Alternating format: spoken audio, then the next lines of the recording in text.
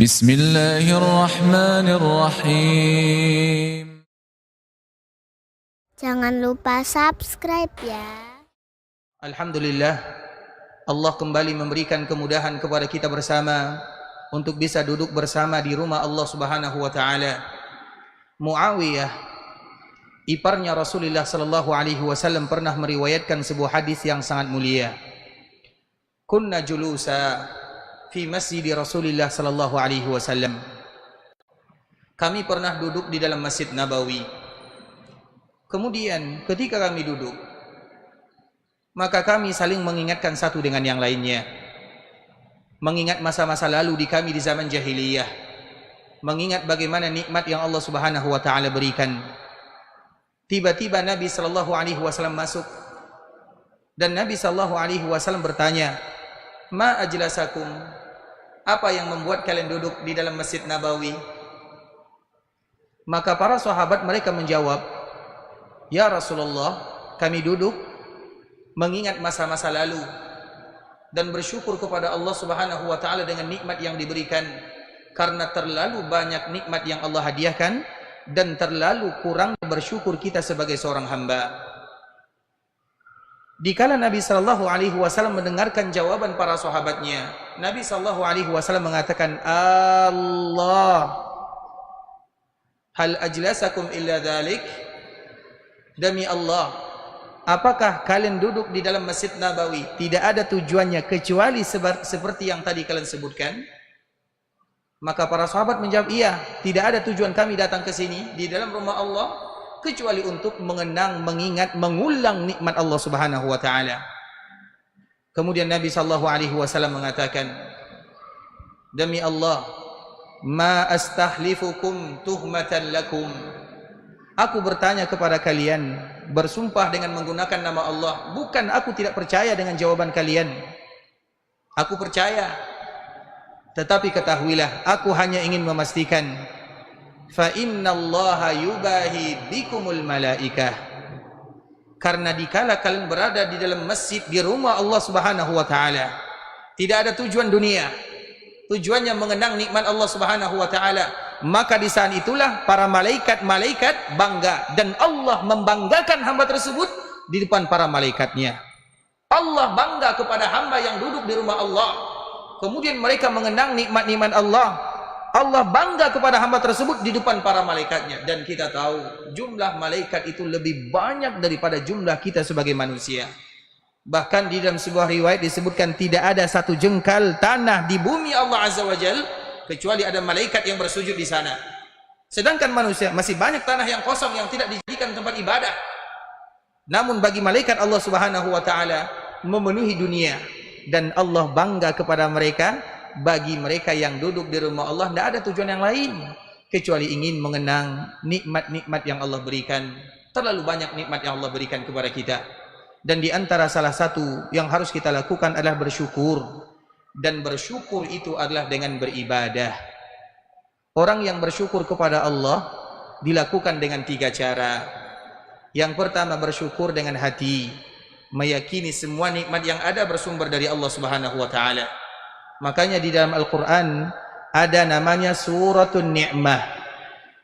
Mungkin tidak pernah kita mendengarkan Suratun Ni'mah, karena memang tidak ada tulisan Suratun Ni'mah di dalam Al-Quran. Tapi para ulama mereka menamakan itu adalah surat nikmat yang harus dibaca oleh setiap kaum muslimin, karena semuanya bercerita tentang nikmat Allah Subhanahu wa taala. Surat nikmat tersebut adalah Suratun Nahl. Itu adalah Suratun Ni'mah. Suratul Nahl yang setelahnya Suratul Isra itu adalah Suratul Ni'mah. Di dalam ayat ini Allah bercerita tentang semua nikmat yang diberikan kepada hambanya. Dan di antara salah satu isinya, wa ma bikum min ni'matin faminallah. Tidak ada nikmat yang ada pada diri kalian kecuali semuanya datang dari Allah Subhanahu wa taala. Kemudian yang kedua, bersyukur kepada Allah Subhanahu wa taala dengan lisan. Seorang muslim selalu mengucapkan hadza min fadli rabbi. Apapun yang ada pada diri mereka, Allah berikan rumah, hadza min fadli rabbi. Allah berikan keturunan, hadza min fadli rabbi. Allah berikan kesehatan, hadza min fadli rabbi. Dan juga di antara ucapan yang tidak boleh bagi kita melupakannya, alhamdulillah. Alhamdulillahilladzi hadana li hadza wa ma kunna linahtadiya laula an hadanallah. Di dalam ayat yang lain Allah menceritakan tentang Nabi Daud, Nabi Sulaiman, wa qala alhamdulillah. Itu adalah bersyukur dengan lisan. Kemudian yang ketiga, dan ini yang paling berat, inilah syukur yang sesungguhnya. Bersyukur dengan beribadah kepada Allah Subhanahu wa taala. Bersyukur dengan hati mudah dilakukan. Bersyukur dengan lisan juga tidak sulit. Tapi orang yang bersyukur sesungguhnya adalah mereka yang mau beribadah kepada Allah Subhanahu wa taala. Makanya sebuah doa yang diajarkan oleh Nabi yang selalu dibaca setiap kali Nabi mengakhiri salatnya, Allahumma a'inni ala zikrika wa syukrika wa husni ibadah. Antara syukur dengan ibadah, dua hal yang tidak boleh dipisahkan. Dan kita berharap kepada Allah, semoga duduknya kita di dalam rumah Allah ini adalah bagian daripada kita bersyukur dan beribadah kepada Allah Subhanahu wa taala. Ikhwatal Islam, saudara kaum muslimin, kaum muslimat, ikhwani akhwati rahimani wa rahimakumullah, kita mengetahui dan kita menyadari akan hadis Nabi sallallahu alaihi wasallam, a'maru ummati ma baina sittina ila sab'in wa qalilun man yajudu dzalik. Sesungguhnya umur umatku hanya 60 atau 70 tahun saja, dan sedikit di antara mereka yang lebih daripada 70 tahun. Kalaupun sudah lebih daripada 70 tahun, maka tentunya kita sudah mulai sakit-sakitan, sulit beribadah, tidak lagi efektif kehidupannya, dan itu adalah umur umat Nabi sallallahu alaihi wasallam. Bahkan Nabi sallallahu alaihi wasallam sendiri meninggal umurnya 63 tahun. Ikhwatul Islam, saudara kaum muslimin, ketika Nabi sallallahu alaihi wasallam meninggal, maka itu merupakan di antara momen musibah yang luar biasa bagi umat manusia, terkhusus umat Rasulullah sallallahu alaihi wasallam. Nabi sallallahu alaihi wasallam dikala beliau hendak meninggal, ada sebuah ungkapan yang diucapkan oleh Nabi sallallahu alaihi wasallam. Nabi menyebutkan, la ilaha illallah, inna lil mauti sakarat. Tiada ilah yang berhak disembah kecuali Allah. Sesungguhnya setiap kematian ada yang namanya sakarat. Sakarat itu, ikhwatul Islam, mudah bagi orang yang beriman, sulit bagi mereka yang ingkar kepada Allah Subhanahu wa taala. Dan sakarat itu artinya adalah ketidaksadaran ketika seseorang akan dicabut nyawanya oleh Allah Subhanahu wa taala. Dikala berbicara tentang kematian, tidak semua orang yang merasa takut dengan kematian. Yang takut dengan kematian adalah mereka yang sedikit perbekalannya untuk berjumpa dengan Allah Subhanahu wa taala. Makanya dikala para sahabat dihadapkan dengan kematian, salah satunya adalah sahabat Abu Hurairah, begitu juga dengan sahabat-sahabat yang lainnya, dengan mudah mereka mengatakan ahlan bil maut, selamat datang wahai kematian. Kenapa mereka berani mengatakan yang demikian? Mereka tahu banyak bekal yang mereka bawa berjumpa dengan Allah Subhanahu wa taala. Nah, sakarat itu, ikhwatul Islam, sakit bagi mereka yang tidak ada bekal, mudah bagi mereka yang punya bekal. Sakarat itu ketidaksadaran, sakran. Sakran itu kita tidak tahu apa yang terjadi. Nah, dikala kita akan tutup usia di dunia, kita tidak tahu apa yang akan terjadi secara umum. Maka di saat itulah keluar sebuah hadis yang sangat mulia dari ibunda Aisyah radhiyallahu taala anha. Nabi sallallahu alaihi wasallam menyebutkan, man ahabba liqa Allah ahabba Allahu liqa'ah. Siapapun di antara hamba yang ingin berjumpa dengan Allah, maka Allah pun sayang berjumpa dengannya. Wa man kariha liqa Allah kariha Allahu liqa'ah. Dan siapapun yang tidak suka berjumpa dengan Allah, Allah pun tidak butuh kepada dirinya. Hadis ini, ikhwatul Islam, dikala disebutkan oleh Nabi sallallahu alaihi wasallam, maka ibunda Aisyah bertanya, ya Rasulullah, siapa di antara kita yang senang dengan kematian? Tidak ada yang senang dengan kematian, semua kita takut. Dikala berbicara tentang mati, perasaan takut, dan itu adalah tabiat manusia. Kemudian apa kata Nabi sallallahu alaihi wasallam? Wahai Aisyah, wahai putrinya Abu Bakar As-Siddiq, maksud daripada hadis ini, man ahabba liqa Allah ahabba Allahu liqa'ah. siapapun yang senang, suka, bahagia, gembira berjumpa dengan Allah, maka Allah akan bahagia berjumpa dengannya. Apa maknanya? Seseorang ketika ajalnya datang, maka dia takut, dia sedih, banyak pikirannya, dia diganggu. Sehingga di antara salah satu sunnah kita kaum muslimin, ketika menjenguk orang yang sakit, jangan berlama-lama. Berikan kabar gembira kepadanya. 5 menit cukup. Dan jangan bercerita tentang dunia. Karena kita tidak tahu bagaimana kondisinya. Apa yang dihadapi, apa yang dia lihat, kita tidak tahu. Orang yang menghadapi kematian, takut semuanya takut. Kemudian apa yang terjadi? Di saat itulah Allah pun membongkar semua amalan yang pernah dia lakukan. Datang ibadah salat dari arah kanan, dia melihat ke kanan, ada ibadah salat yang selalu dia lakukan. Dia mulai bergembira. Kemudian ibadah puasa yang dia lakukan datang dari arah kiri, dia pun mulai bahagia. Datang ibadah zakat, datang baktinya kepada orang tua, datang perbuatan baiknya kepada tetangga, datang semua kebaikan-kebaikan yang pernah dia lakukan. Kebaikan itu ikhwatul Islam, sekarang mungkin sulit kita melihatnya, tapi dia akan datang di akhir kehidupan kita. Di saat kebaikan-kebaikan yang pernah dia lakukan selama ini datang menemani dirinya, maka dia mulai berbahagia.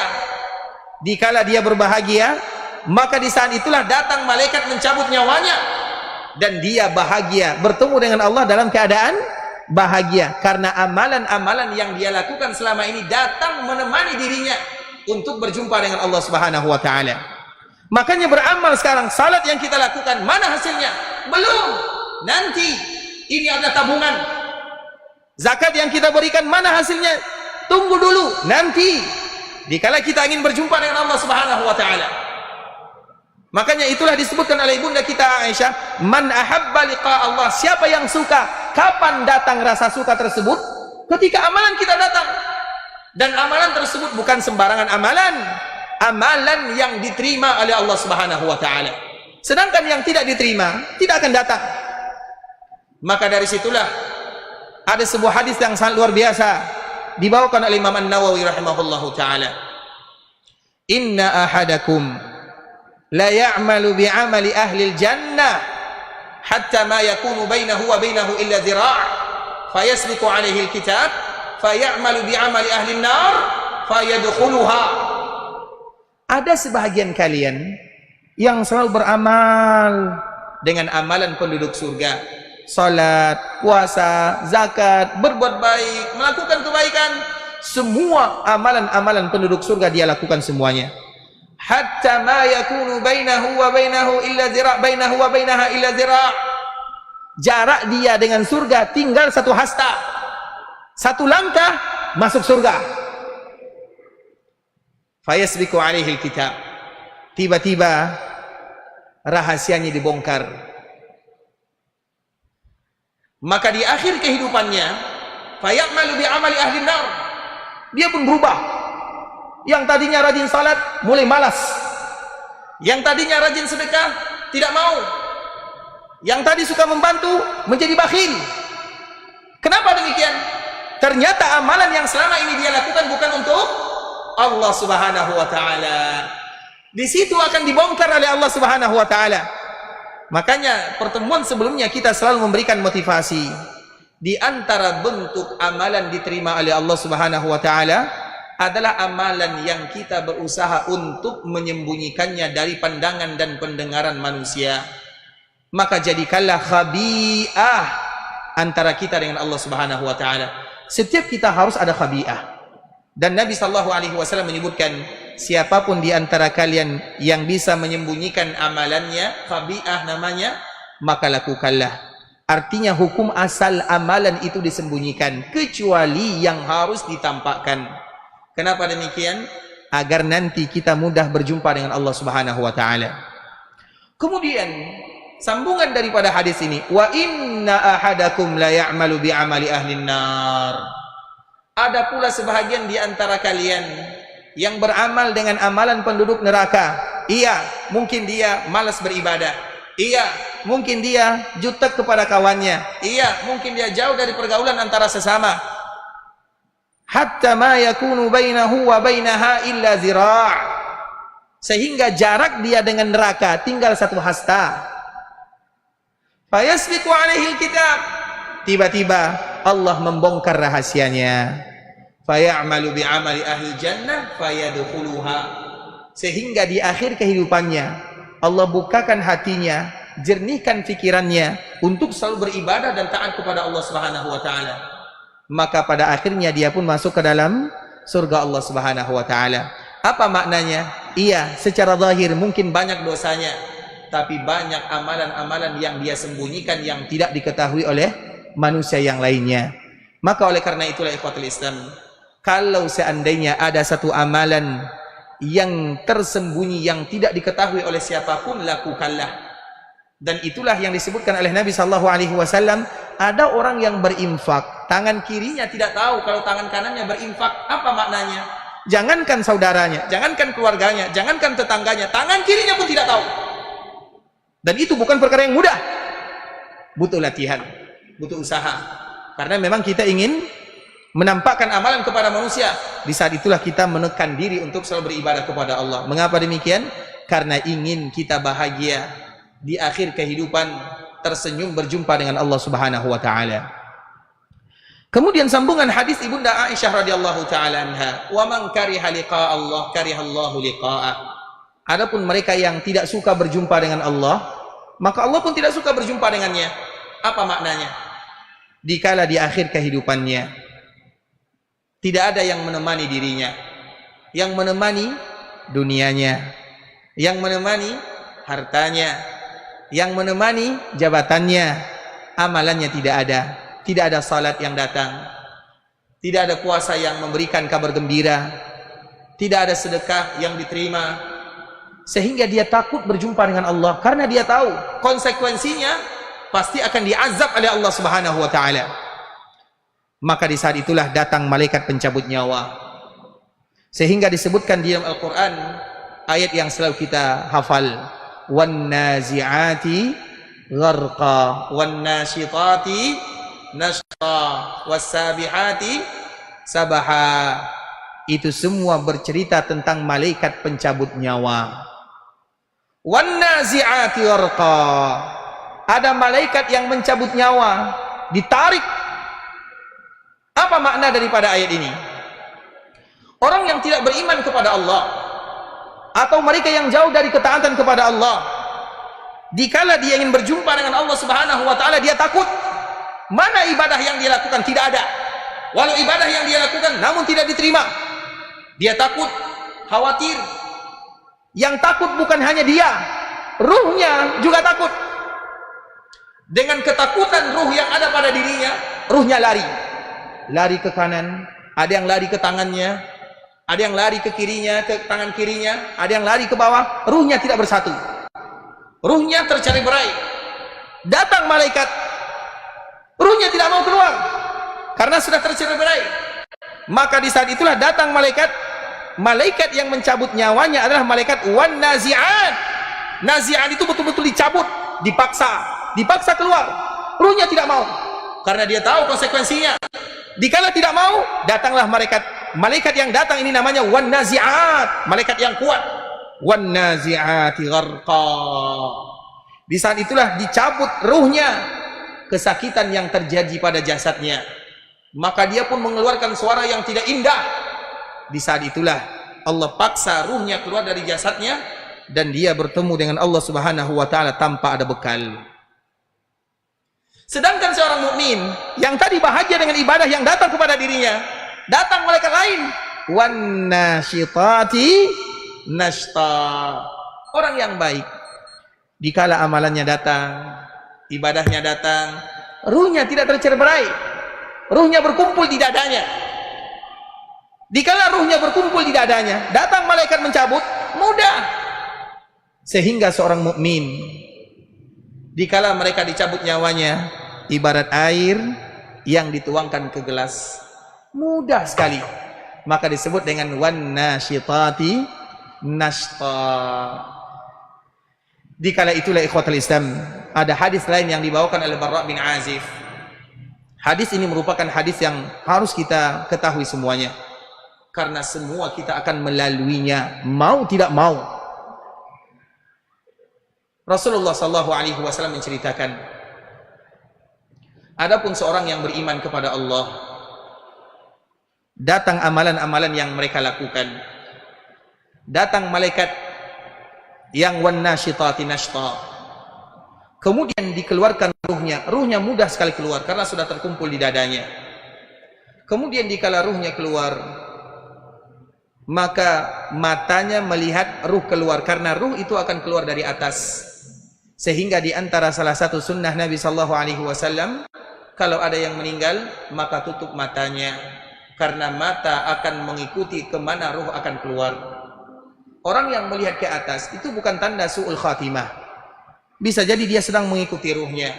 Maka dikala dia mengikuti ruhnya, matanya akan melihat ke atas, maka dianjurkan bagi kita untuk menutupnya.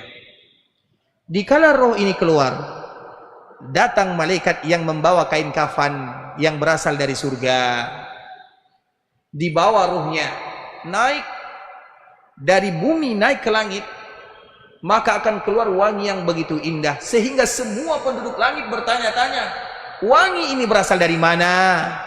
Maka akan disebutkan, itulah fulan bin fulan, fulan yang selalu melakukan kebaikan, fulan yang banyak amalan tersembunyi, fulan yang seperti ini. Disebutkan fulan bin fulan, nama yang terbaik. Kemudian masuk ke langit pertama, minta izin, semuanya mengizinkan. Masuk ke langit kedua, minta izin, semuanya mengizinkan, sampai ke langit ketujuh, dan sampai bertemu dengan Allah Subhanahu wa Ta'ala. Ketika bertemu dengan Allah Subhanahu wa Ta'ala, Allah pun mengatakan, tuliskan hambaku di sebuah tempat yang namanya Illiyin, di tempat yang tertinggi. Kemudian kembalikan ruhnya ke jasadnya, karena dari tanah kami ciptakan mereka, dan kepada tanah kami akan mengembalikan. Kemudian dikembalikan ruh kepada jasadnya, maka ruh itu akan kembali bertemu dengan jasad dikala berada di alam barzakh. Maka itulah yang kita kenal dengan malam pertama di alam barzakh. Wa ammal kafir, adapun mereka yang ingkar kepada Allah, mereka yang jauh dari Allah Subhanahu wa Ta'ala, dicabut ruhnya dengan keras, seperti misalnya ada paku, ini misalnya papan, ditancapkan paku, kemudian paku yang ada di bawah dibengkokkan lagi. Kira-kira bagaimana cara kita mencabutnya? Butuh tenaga atau tidak? Seperti itulah kira-kira mereka mencabut ruh tersebut, butuh usaha. Ditarik, dia tidak mau, ditarik, tidak mau. Kemudian langsung diambil kain kafan yang berasal dari neraka. Keluar bau busuk yang semua orang tidak tahan menciumnya, yaitu penduduk langit. Semua mereka bertanya-tanya, bau busuk ini dari mana? Bau yang mengganggu mereka penduduk langit. Kemudian dibawa, penduduk langit tidak menerimanya. Kami tidak izinkan dia lewat. Maka Allah mengatakan, kembalikan dia. Kemudian dikembalikan kepada jasadnya. Kemudian dikala dikembalikan kepada jasadnya, maka itulah malam pertama untuk dirinya di alam barzakh, dan semua kita akan melewatinya. Hadis ini ikhwatul Islam adalah hadis yang mengingatkan kepada kita bersama bahwa ternyata untuk bertemu dengan Allah Subhanahu wa Ta'ala butuh perbekalan yang banyak. Sehingga Nabi SAW selalu mengatakan, mengingatkan, saya hanya seorang musafir, kita ini hanya sekedar lewat. Apa makna daripada hadis Nabi SAW? Orang musafir, mereka tidak akan meninggalkan bekalnya dikala dia safar, tapi bekalnya nanti untuk tempat tujuannya.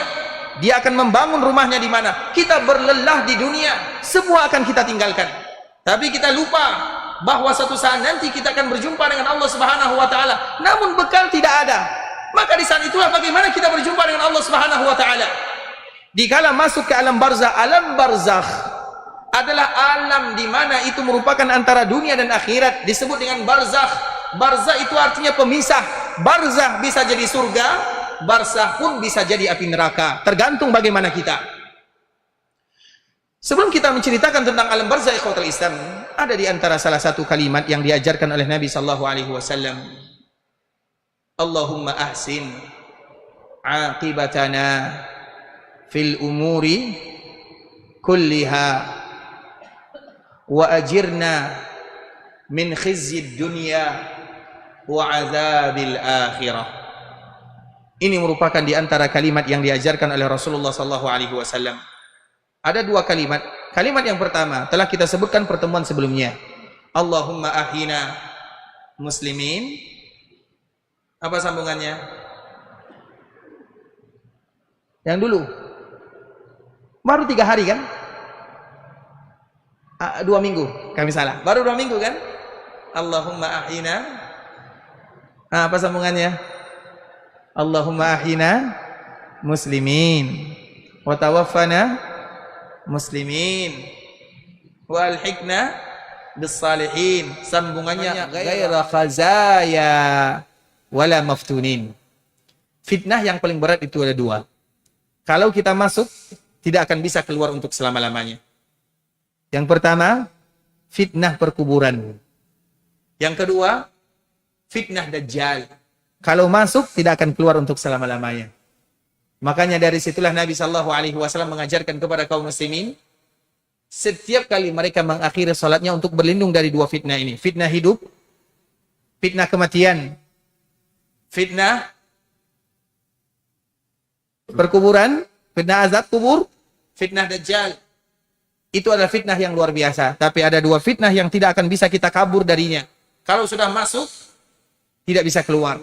Fitnah perkuburan dan fitnah Masiihud Dajjal. Sehingga ini kita selalu bermohon kepada Allah Subhanahu wa taala dari fitnah ini. Bagaimana caranya? Yang pertama, Allahumma ahyina muslimin wa tawaffana muslimin wa alhiqna bis salihin ghaira khazaya wala maftunin.